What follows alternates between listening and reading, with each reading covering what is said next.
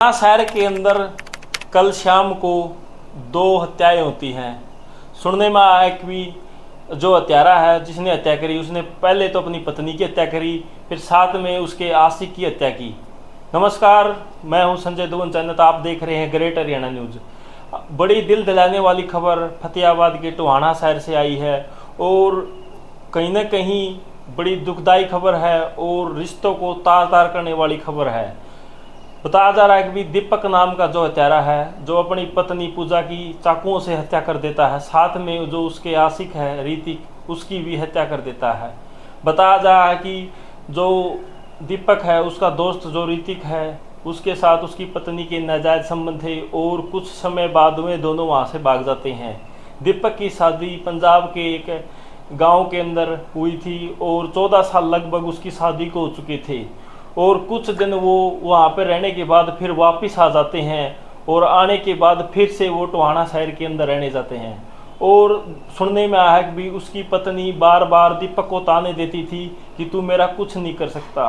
इसी बात से तंग होकर दीपक ने एक दिन बड़ी घटना को अंजाम दिया और अचानक जब उसकी पत्नी और जो ऋतिक है, उसकी पत्नी का आशिक है, वो बाइक पे आ रहे थे और दूसरी तरफ से दीपक वो भी बाइक से जा रहा था, साथ में उसका लड़का। उसके लड़के द्वारा उसको रुकाया जाता है, उसकी पत्नी को, यानी वो अपनी माँ को बोलता है और रास्ते में ही दीपक उनके ऊपर ताबड़तर चाकुओं से हमला कर देता है। पत्नी को 10 से 11 वार किए जाते हैं और आशिक है जो ऋतिक, उस पर भी 2 या 3 वार किए जाते हैं। वहीं पर मौके पर जो उसके आशिक की है वो मौत हो जाती है और जो पत्नी है वो गंभीर रूप से घायल हो जाती है।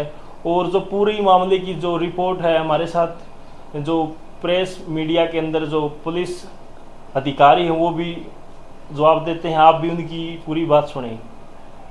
आज शाम को करीबन 8:15 बजे से थाना में सूचना प्राप्त हुई थी कि एक ऋतिक नाम का लड़का है और एक पूजा को कोई चक्कू लगे, नाम पता ना मालूम व्यक्ति को चक्कू मार के चला गया।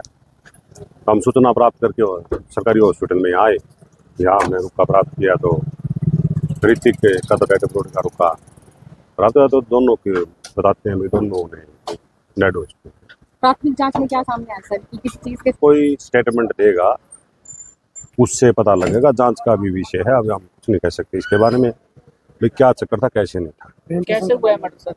तेजदार अभी हम यहाँ आए हैं, चाकू से मर्डर होने की आशंका है। अभी सूचना प्राप्त हुई है, किसी ने कोई स्टेटमेंट नहीं दिया है।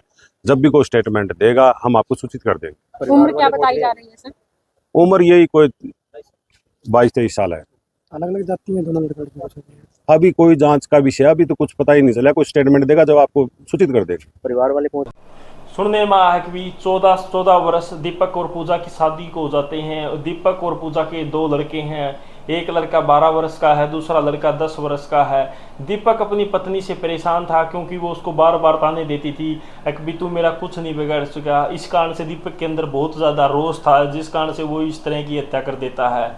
इस तरह के जो अपराध जगत होते हैं, मतलब जो रिश्ते को तार करने वाले, आप भी देख सकते हैं भी इस तरह के अपराधों का क्या खौफ है और इस तरह के रिश्तों का मतलब क्या अनजान है। आपने पूरा मामला सुन लिया होगा। पुलिस अधिकारी ने बताया कि शाम की घटना है, किस तरह की जो घटना है आपने पूरी सुन भी ली होगी। तो दिल दिलाने वाली घटना आज के दिन आपने देखी है। इस समाज के अंदर किस तरह की घटनाएं होने लग रही हैं और जो इस तरह की जो रिश्ते हैं, जो इस तरह की जो घटनाएं हैं, इनका जो अंजाम है वो आपको पता है कितना खौफनाक होने लग रहा है। तो आपका क्या कुछ मानना है? आप भी अपनी राय साथ के साथ कमेंट बॉक्स में रख सकते हैं। एक ये दुख भरी खबर टोहाना शहर से आप ग्रेट हरियाणा न्यूज़ के माध्यम से देखने लग रही हो। मैं हूं संजय दुवन चन्नत। जय हिंद, जय हरियाणा, वंदे मातरम।